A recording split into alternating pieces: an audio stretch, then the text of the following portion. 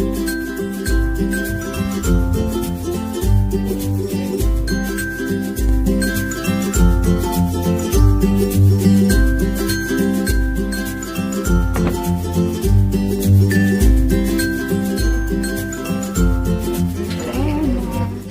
guys! My name is Sherbie. So for today's video, samahan niyo akong gumawa ng aming dinner. Yes, 10 o'clock na ng gabi at ngayon pa lang ako magdi-dinner. Kanina pa ako nagre-ready, mga alas 6. Joke. Mga alas 8, pero 10 o'clock na, 10:10 na, hindi pa rin ako tapos. Samahan niyo akong gumawa ng garlic bread supreme. So kung familiar kayo sa garlic bread ng pizzahut, gagayahin natin yan. Originally, sa garlic bread, kailangan lang natin ng 3 ingredients. We need butter. Pwede kayong gumamit ng star margarine. Bread. Pwede kayong gumamit ng kahit anong bread. Or pandesal, pwede rin. And garlic powder.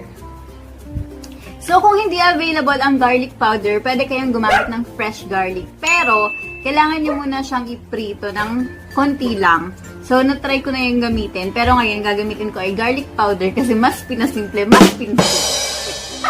Dahil gagawin natin ay garlic bread supreme, kailangan natin ng cheese.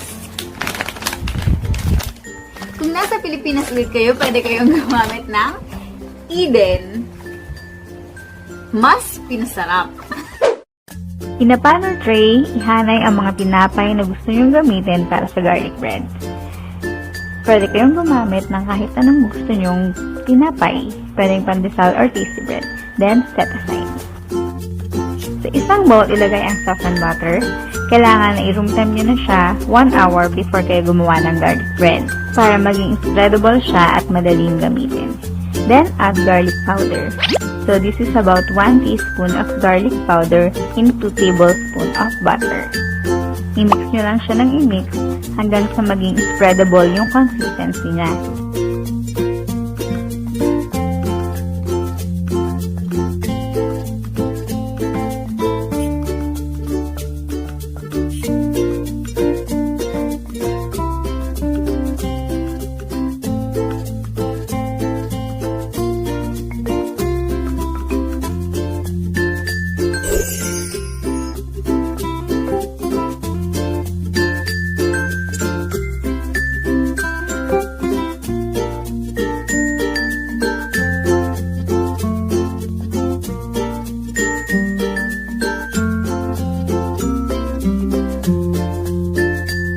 So, pwede na to.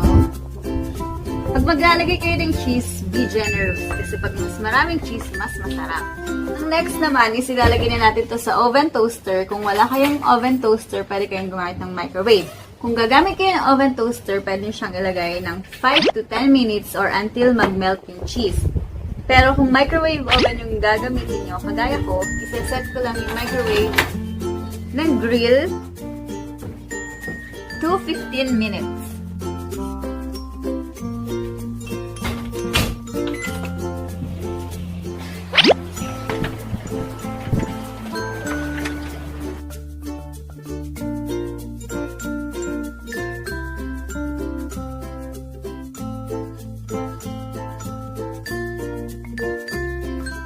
Tingnan natin yung itsura na niya. So amazing! See? First batch of our garlic bread supreme.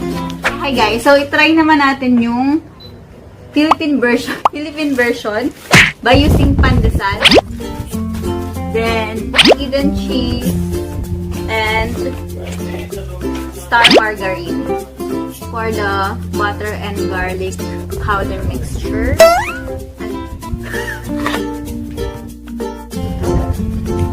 Tingnan natin kung magkaiba yung lasa ng star margarine and sa butter.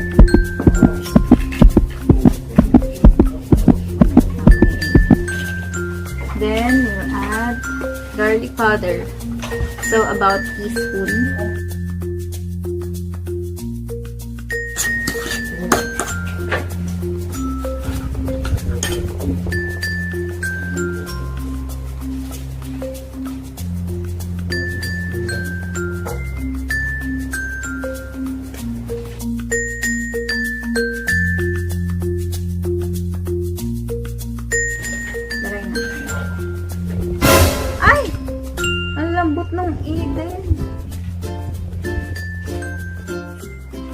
Ay, nagulat.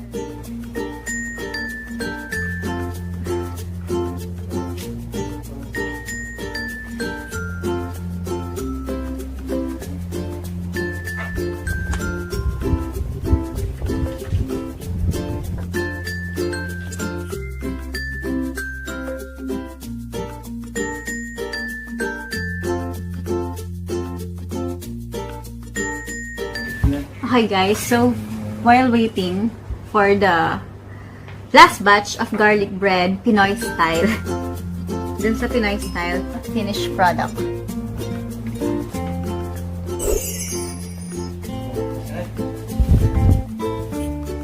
Excited ako guys makita yung Pinoy style na garlic bread ko kasi never ko pa yun na-try.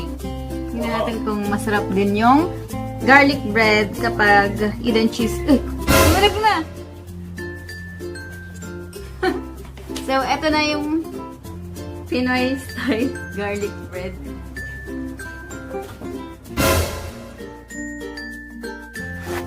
First time kong ginawa tong ngayon ni Daddy. Using star margarine and Eden cheese. So, let's try. And pandesal, of course.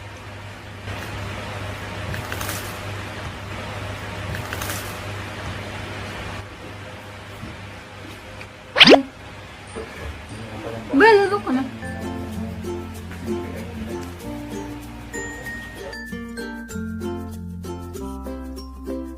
In fairness, medyo matamis kasi gawa ng star margarine. And malasa yung cheese.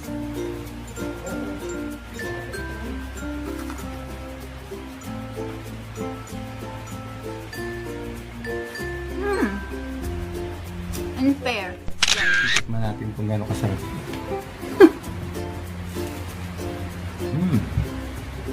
Masarap. The best. Super. That's it for today, guys. See you on my next food vlog.